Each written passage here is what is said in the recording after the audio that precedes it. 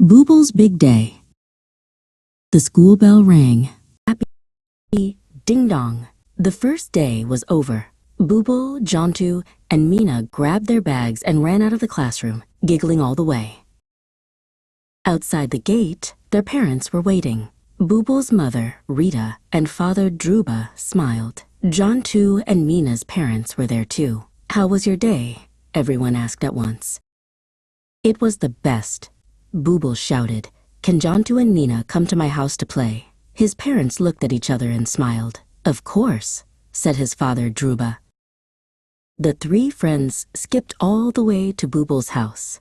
They were so happy to be together. They talked about their new teacher, Miss Hema, and all the fun things they did. Soon, they were at Bubul's house. His mother, Rita, had made special snacks. "Pitha and Larue," she said, placing a plate on the table. The three friends sat together, munching on the yummy treats. "My favorite part was painting with my fingers," said Jontu. "I liked the story Miss Hema read," said Mina.